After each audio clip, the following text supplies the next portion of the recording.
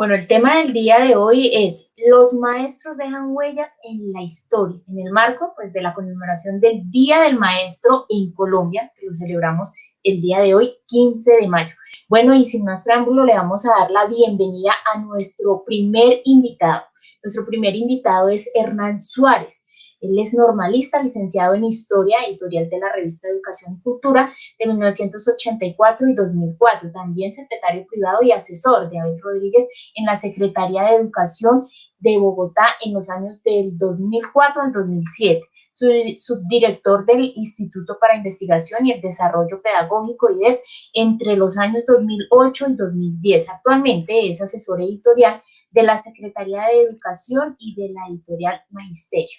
También tiene libros y es autor de libros como 20 años del movimiento pedagógico entre mitos y realidades de 1982 al 2002. Editorial Magisterio, Estanislao Zuleta, La educación, un campo de combate, compilador de 1995, editorial Tercer Milenio. Estanislao Zuleta y la educación, la vigencia de su pensamiento del 2020, editorial Magisterio. Entonces, un gran personaje que tenemos el día de hoy para dar desarrollo a este tema, como ya lo decíamos, en conmemoración, en celebración al Día del Maestro. Bueno, le damos la bienvenida a nuestro primer invitado, Hernán Suárez. Hernán Suárez, muy buenos días y muchísimas gracias por compartir este espacio con todos los maestros de Colombia. Muchas gracias, Paula. No sé si me escuchan bien, sí.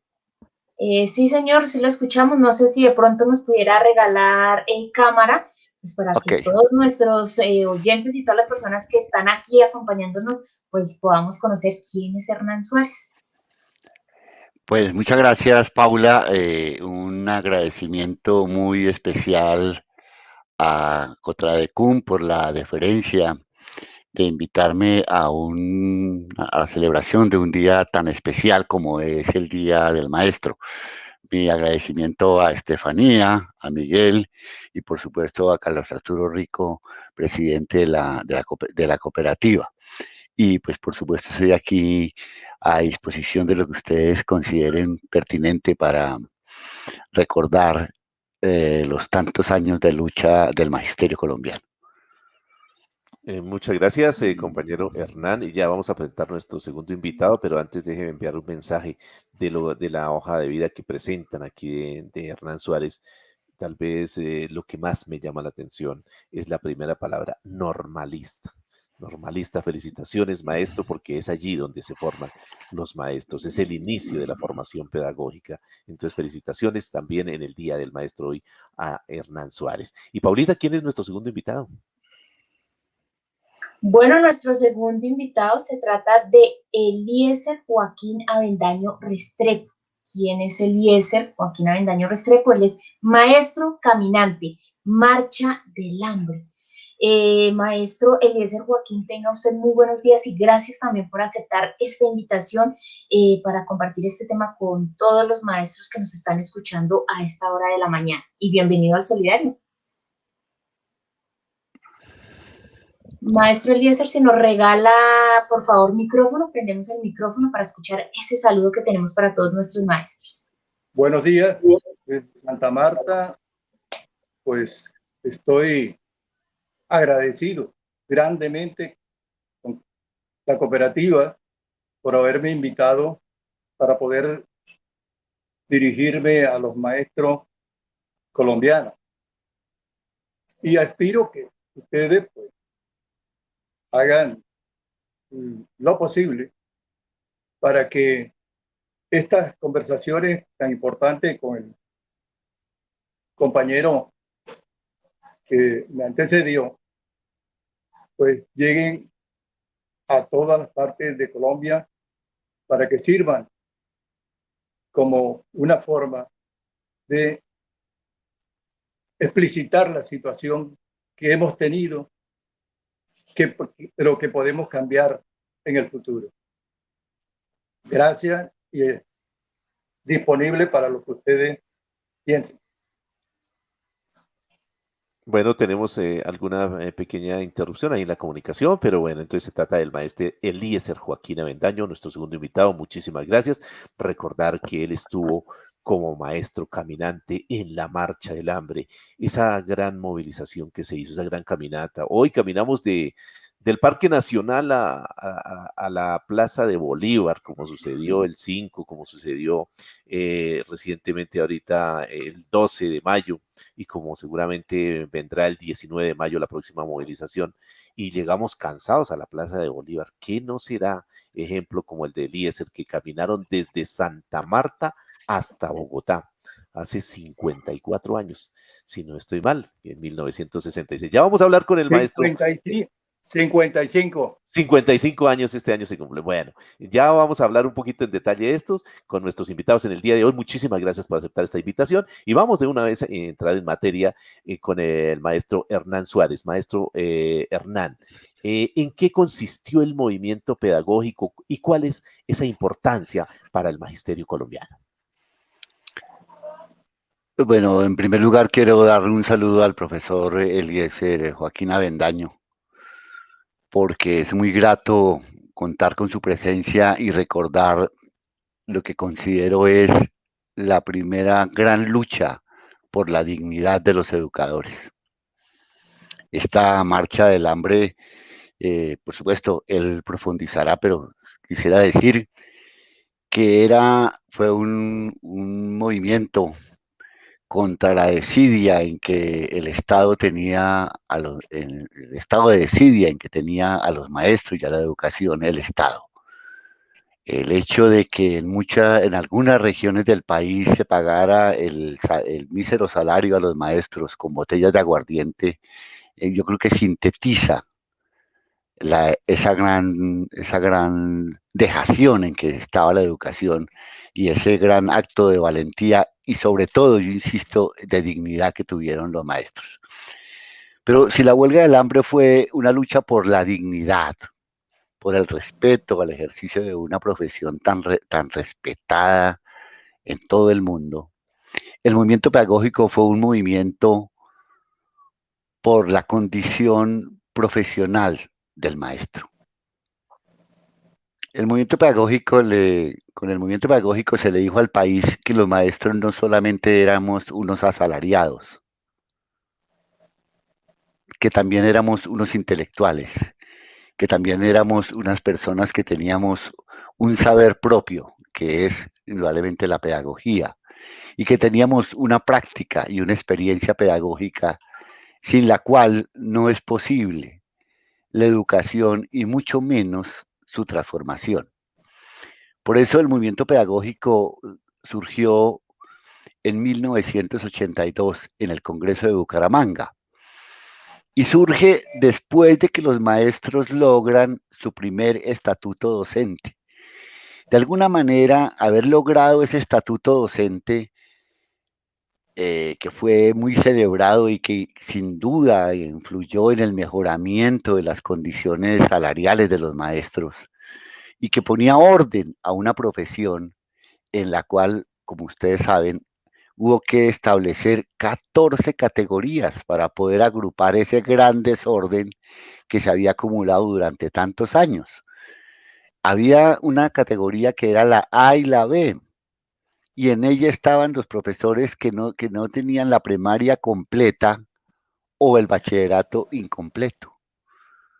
Porque en muchas regiones del país, para cubrir las necesidades básicas de una escuela, se enviaba a una persona que simplemente supiera leer y escribir. Pero también había normalistas, también había licenciados, también habían personas que habían realizado una especialización y sobre todo había maestros que tenían una gran experiencia, que podían acreditar 15, 20, 25 años de labor.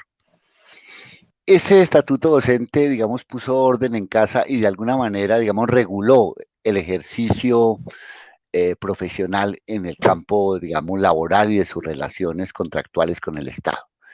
Y logrado ese estatuto, el magisterio tuvo como la oportunidad de dedicarse a otras cosas. Y una de las cosas a las cuales se dedicó fue a considerar que su deber no era solamente luchar por sus intereses salariales, prestacionales, corporativos, que él también tenía una misión, que era luchar por la transformación de la educación, por la transformación de la enseñanza y por la transformación de la calidad de la educación, que eso no era un asunto exclusivo de los gobiernos o de los ministros de educación, que también el magisterio podía adentrarse en la gran tarea de transformar la educación y la enseñanza. Y ese movimiento despertó una gran, fue muy bien recibido por los educadores. Yo tuve la oportunidad de ser el fundador, junto con el profesor Abel Rodríguez, de la revista Educación y Cultura.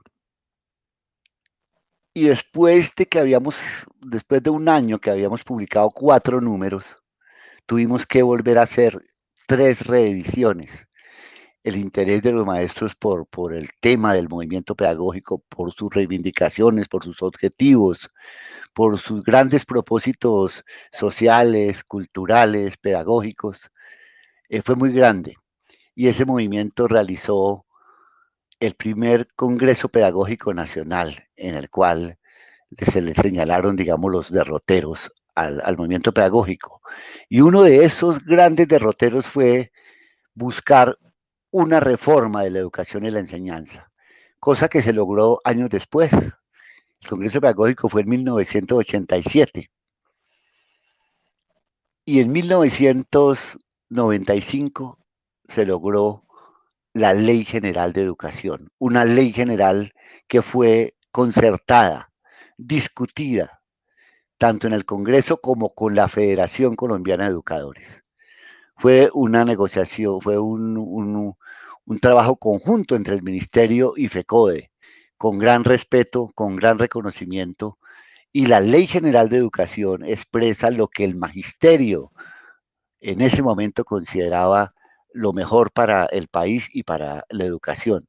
Desafortunadamente esa ley después sucedieron fenómenos de contrarreforma, pero la importancia, digamos, del movimiento pedagógico es que por primera vez en América Latina, porque es reconocido, un sindicato de educadores levanta una reivindicación por la transformación de la calidad de la educación, por una educación de nuevo tipo. Ese es un fenómeno muy colombiano y muy apreciado y valorado por los demás países de América Latina. Importante los aportes que nos hace aquí Hernán, el compañero Hernán Suárez, y hace referencia al tema del movimiento pedagógico, o sea, la oportunidad de pronto el maestro Hernán haya conocido en el municipio de Ubaté, también hubo una gran trabajo en ese entonces.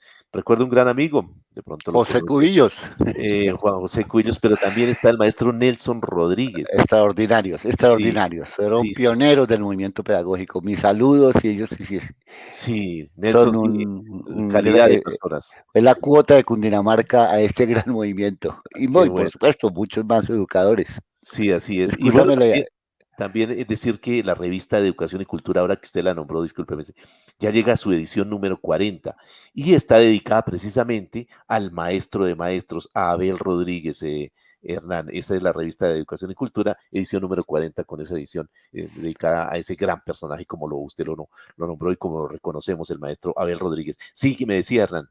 Miguel, yo aprovecho para invitar a todos los maestros de Cundinamarca a que lean este número 140 de la revista Educación y Cultura, dedicado a ese gran educador que fue Abel Rodríguez.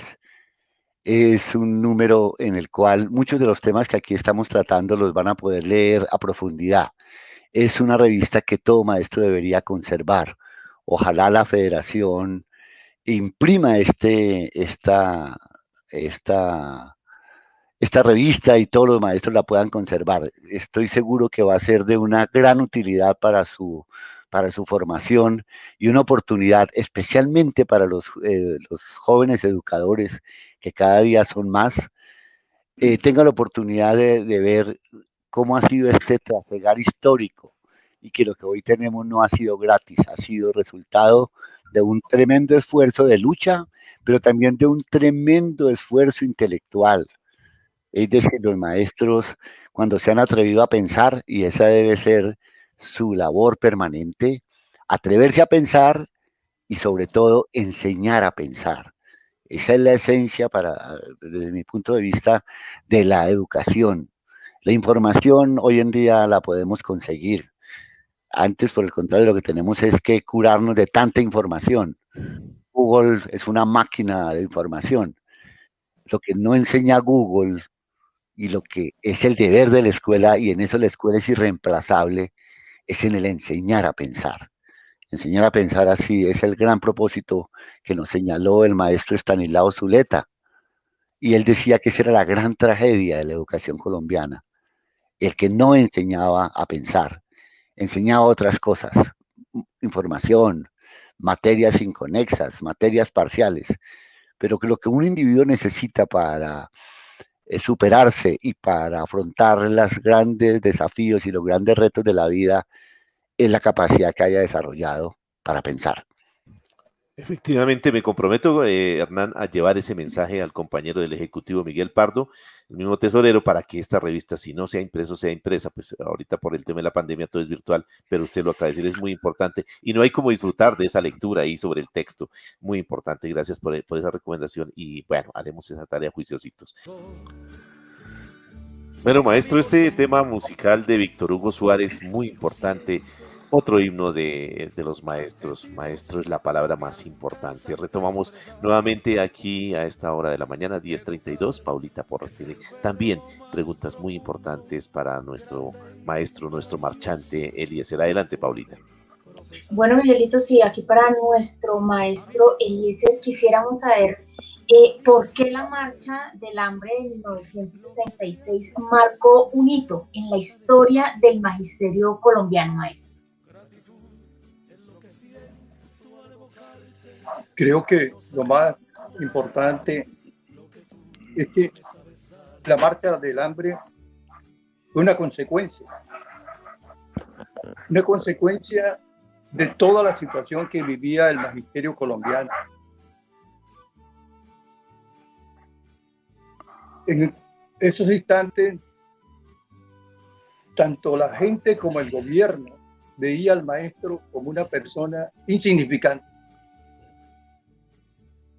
Los departamentos, cada uno pagaba el sueldo que quería. Existía una situación bastante anómala frente a la educación. Pero lo peor de todo era la situación del mismo maestro en el sentido de la comunidad. Y nos ofendía esa situación. Lo sentíamos en el corazón. Creíamos que era necesario que nosotros, los maestros colombianos, hiciéramos algo para reivindicar al mismo maestro. Los golpes del gobierno eran continuos. Los golpes de las comunidades también eran continuos. Y nosotros, pues, teníamos que responder con algo que fuera de alto significado. Y comenzamos a buscar soluciones. Y muchas las aplicamos, pero recibimos fue bolillo de la policía y cárcel. Y lo único que nos quedaba ya al final era dos cosas. Y de ellas preferimos la marcha a Bogotá. Salimos más de 1,000 personas, entre maestros y familiares de maestros. Nos dividimos en brigadas, 4 brigadas. Brigada José Antonio Galán, Antonio Nariño, Bolívar y Santander. Pero cuando llegamos a fundación, ya solamente caminábamos unas 200 personas, entre maestros y algunos familiares. Ya la iglesia había retirado su representante. El sindicalismo había retirado también su representante. Solamente quedó uno del banco, el representante del banco. Cuando llegamos a Gamarra, solamente íbamos 104 personas. Allí se nos unieron algunos compañeros de Boyacá y los periodistas del Tiempo y El Espectador. Y también se nos unió el Perro Solidario. Y ya todas las cosas que se decían a nivel de la prensa, nosotros la contrarrestábamos en el sentido de que íbamos pacíficamente, movimiento totalmente pacífico, que los únicos que se iban sacrificando éramos nosotros. Nosotros ya teníamos el alma metalizada, el alma fuerte, porque el esfuerzo era supremamente grande. Cuando llegamos a Río Negro, pues ya la situación era completamente diferente en el sentido de que la gente nos acogía. Y la iglesia asumió la posición de recibirnos y los maestros de todos los del municipio también nos recibían de manera importante. Francamente, yo observaba como su jefe de la Marcha del Hambre, observaba mi gente caminando y veía cómo tenían los pies hinchados y veía cómo estaban llenos de ampollas y sin embargo seguían con la bandera de la reivindicación del magisterio y por la educación colombiana. Y por eso de allí nació nuestra consigna, que creo que ustedes deben de conocerla como maestros de Colombia. De allí nosotros nos dábamos toda la fuerza cuando después del sol, de recibir el sol todo el día, después recibíamos un aguacero y sin embargo nosotros resistíamos. Cuando íbamos llegando a Bucaramanga, pues nosotros ya sabíamos por las comunicaciones que recibíamos. El primer sindicato que nos apoyó fue el sindicato de Antioquia y después llegaron el de Cundinamarca, el distrito y todos los demás sindicatos. Y también nos apoyó los maestros de Estados Unidos, de casi toda América Central, de Rusia, de China, en fin, nos apoyaron de Europa, nos mandaban poesía, cantos y etc. Y el New York Times, para decirle algo, todos los días narraba cada etapa de nosotros, porque nosotros teníamos cosas muy interesantes que decir para la educación, para la dignidad del maestro y para la dignidad del pueblo, para las reivindicaciones, no solamente del maestro, sino de la sociedad entera. Y eso lo decía el Herald y el New York Times y los demás periódicos de aquí de Colombia, El Espectador y El Tiempo. De todas maneras, cuando llegamos a Bucaramanga, yo recuerdo que me enfermé un poco, muy cansado, pero más sin embargo veía a todo el mundo llorando, hombres, niños, niñas, mujeres llorando porque nosotros íbamos, casi parecíamos unos, pues, desarrapados, digamos así. Íbamos sucios porque nos había caído agua, casi en chancletas, y la gente lloraba. Y en Bucaramanga, Caracol me dio la oportunidad de hablar. Yo le decía a la gente, no lloren por nosotros, lloren por ustedes, porque los que son presionados, explotados, son ustedes. Y nosotros vamos haciendo este sacrificio por ustedes y por los maestros colombianos. Y de allí seguimos, y llegamos a una parte, a dos partes que realmente nos tocó tener no solamente la fuerza humana, sino creo que la ayuda de Dios, pasar Pescadero. Cuando comenzamos a pasar Pescadero fue la situación bastante complicada. Creímos que ya todo había terminado. Habíamos dejado un compañero, y todos los compañeros y muchos compañeros, habíamos dejado un compañero en San Camilo porque se desquició del esfuerzo que venía haciendo. Y una cantidad de gente habíamos dejado en los hospitales. Pero seguimos luchando, seguimos con la fuerza y seguimos con la consigna, porque la consigna nuestra era por Colombia, por la educación, hasta la muerte. Y seguimos, y pasamos Pescadero. Y luego la prensa decía, cuando lleguen al páramo de Sote, partiendo de Moniquirá, pues íbamos a perecer. Y recuerdo que los señores de la Cruz Roja nos dieron unos ponchos que mandó la policía montada de Canadá, porque aquí nadie quería prácticamente ayudarnos, a menos que fueran nosotros los mismos maestros.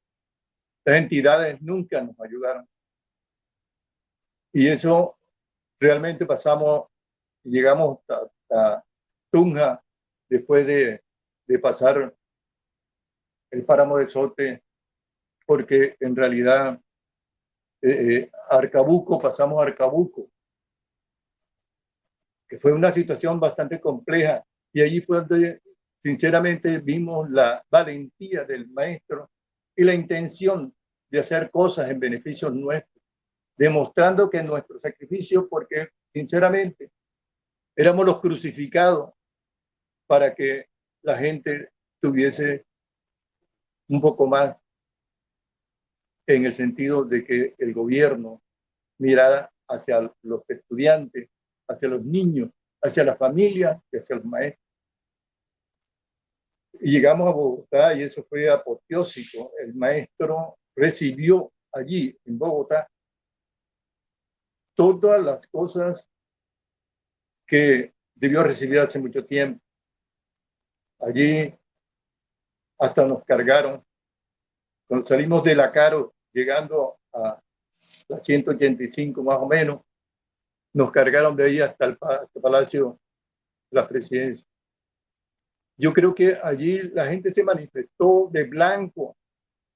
Y había miles de personas esperando a los maestros marchantes porque tenían un significado. Y tienen un significado en este momento, siempre han tenido un significado. La lucha de la intelectualidad, la lucha física, pero con significado.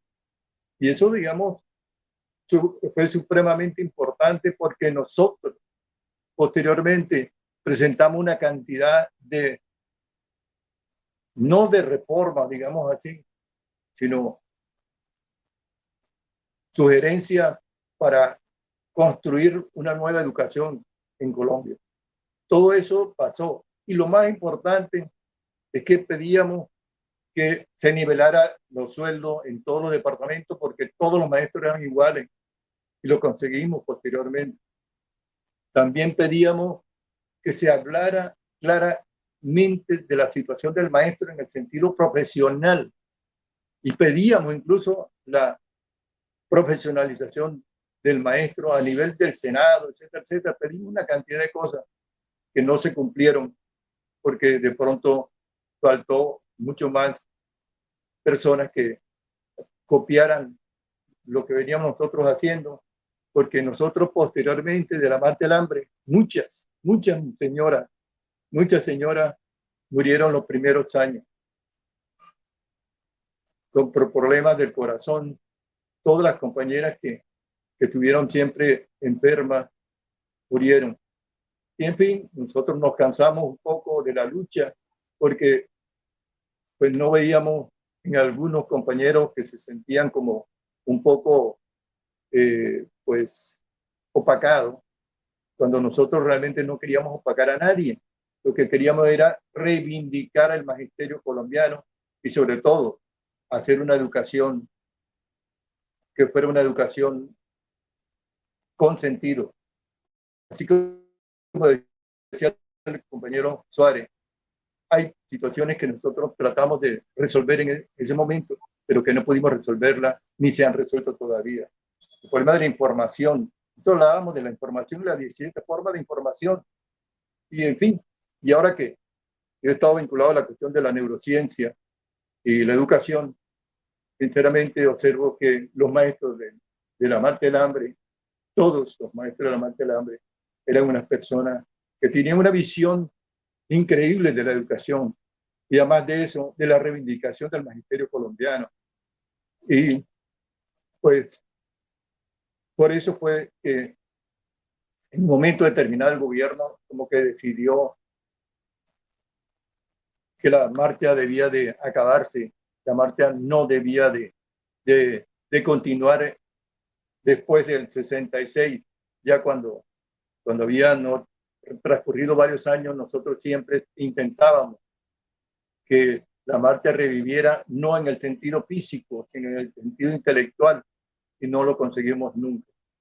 Fuimos claro cuando se hizo un movimiento del gobierno contra la educación colombiana y que el magisterio no respondió como yo creía que debía responder, a pesar de que también me detuvieron. Sin embargo, estuve luchando contra el plan básico. El plan básico fue una de las cosas más horrorosas que se hicieron contra la educación, no solamente de la secundaria, primaria y la universidad también. Todo ese tipo de cosas, pues realmente nosotros la veníamos analizando con mucho tiempo.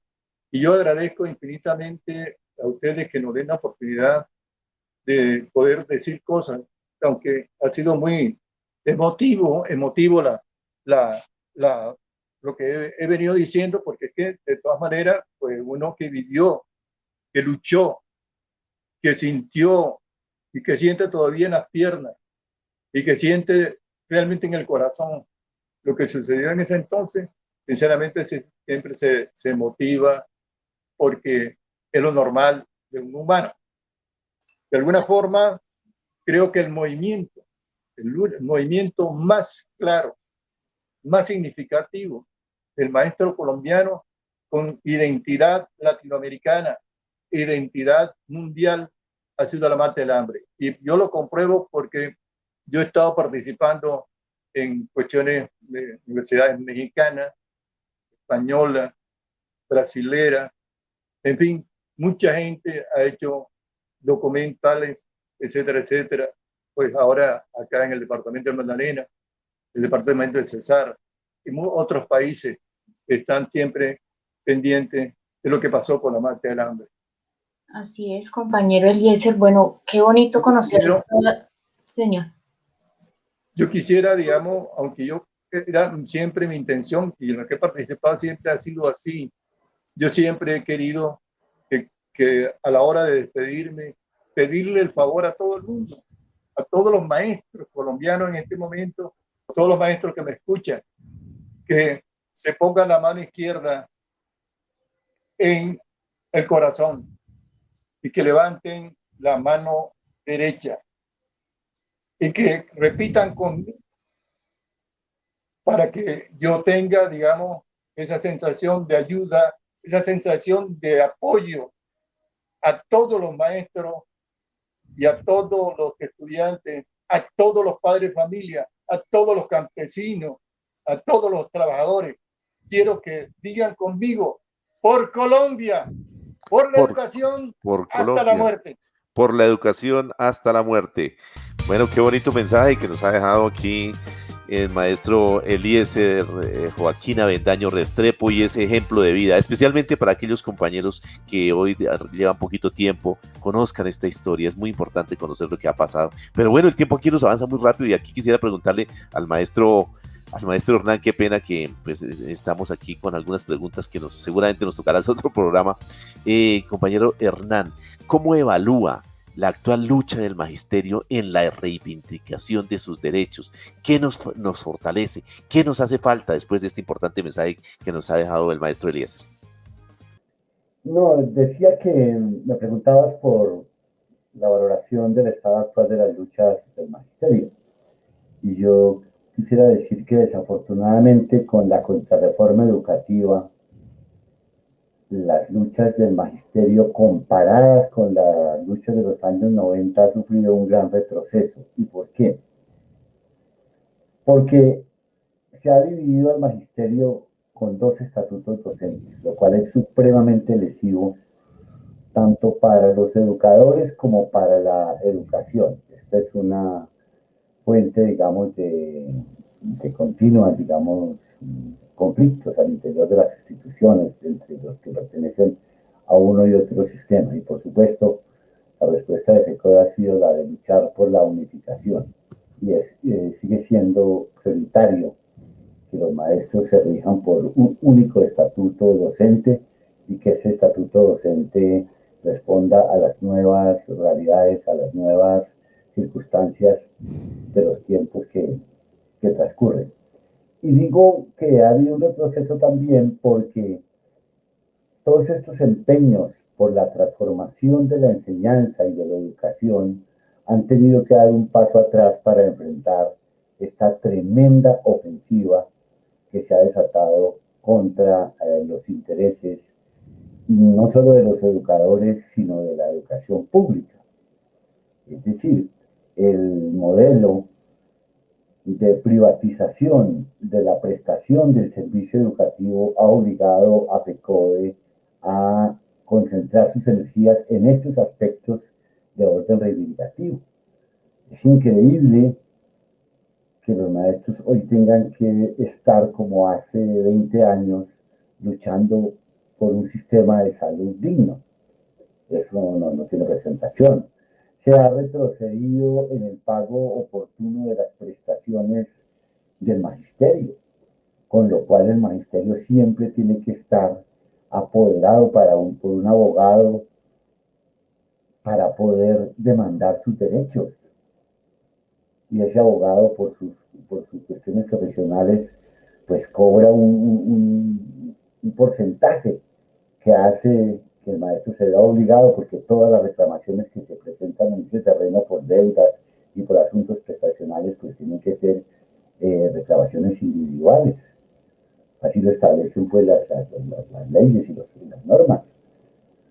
Entonces, pero de todas formas, el magisterio tiene una gran bandera, que es la defensa, digamos, de la educación pública. Y cuando hablamos de la defensa de la educación pública, hablamos de algo que Abel Rodríguez siempre reivindicó, que fue el pleno derecho a la educación. Y los sujetos del derecho a la educación no somos los educadores, son los niños, las niñas y los jóvenes. Nuestra Constitución tiene un artículo que es único en el mundo, el artículo 44, que establece que los derechos de los niños prevalecen sobre los derechos sobre los demás derechos. Eso es una pieza jurídica de un inmenso valor, y con la cual hay que ser muy consecuentes. Porque, digamos, un gremio, los maestros le prestaron un gran servicio al país en la medida en que no solamente defiendan sus particulares intereses corporativos y gremiales, sino también en la medida en que sean capaces de interpretar el sentir de nuestra gente. La educación se ha convertido en un asunto esencial para el desarrollo de las sociedades. Hablamos de la sociedad del conocimiento. Los países que han dado grandes saltos en su desarrollo han precedido ese desarrollo de unas grandes inversiones y de una gran preocupación y dedicación por la educación. Mientras nosotros no tengamos garantizado el derecho a la educación y una educación de calidad, seguiremos inmersos en el circuito de la reproducción de la pobreza, en ese círculo vicioso. Y para poder salir de él, la educación es fundamental. Por eso, digamos, es tan importante que FECODE no solamente, digamos, desarrolle pues estas luchas, por supuesto, también una lucha muy importante es que quieren una educación buena, de calidad, pero barata. Y por eso es tan importante la reivindicación de que el Estado destine mayores recursos a la educación. Es que no se puede, dice, no se puede con los actuales presupuestos esperar que los colombianos tengan, los niños y los jóvenes tengan una educación de calidad, mientras no aumenten los presupuestos y los recursos. Por eso es tan importante los objetivos de la pasada huelga, de mejorar el sistema general de participaciones. Yo diría que para que el magisterio avance en sus luchas y tenga logros con gran impacto social, necesita volver a reivindicar la pedagogía, volver a rescatar esos ideales que hace casi 40 años levantó el movimiento pedagógico. Y por supuesto el magisterio tiene una tradición y una conciencia social muy grande que siempre estará vigente. Por eso, digamos, soy optimista, digamos, de que las luchas del magisterio puedan tener mayores desafíos y mayores logros en el futuro. Efectivamente, uno de los puntos del pliego, usted lo acaba de señalar, del pliego de peticiones que se retoma para este año 2021 y que se hizo en el 2019 también, pero que el gobierno no ha cumplido, es la reforma que se está pidiendo a los artículos 356 y 357 de la Constitución. Usted lo ha dicho muy bien, el sistema general de participaciones está pidiendo mayores recursos para que tengamos una educación de calidad, gratuita y financiada por el Estado. Ese es el lema que tenemos desde FECODE y los maestros muy bien lo hemos aplicado y de verdad, gracias por ese mensaje. Bueno, aquí desafortunadamente el tiempo se nos agotó, pero no queremos despedir nuestro programa agradeciéndoles a ustedes, pero queremos escuchar un mensaje en un minutico, un mensaje final para los maestros hoy en este programa especial que hemos dedicado a la conmemoración de esa profesión tan noble como es la de ser maestro. Así que le doy la palabra al compañero Hernán, en un minutico, un mensaje para los maestros que hoy están escuchando, están siguiéndonos a través de las redes en este programa especial dedicado al magisterio colombiano, compañero Hernán. Y luego le damos la palabra también en un minutico al maestro marchante, al maestro compañero Eliezer, que también nos ha dado un mensaje importante en lo que ha sido la evolución y todo lo que ha pasado el movimiento sindical. Entonces, compañero Hernán, tiene usted la palabra para ese mensaje final. No, por supuesto, un mensaje de solidario y de felicitación y de lucha a los maestros en su día.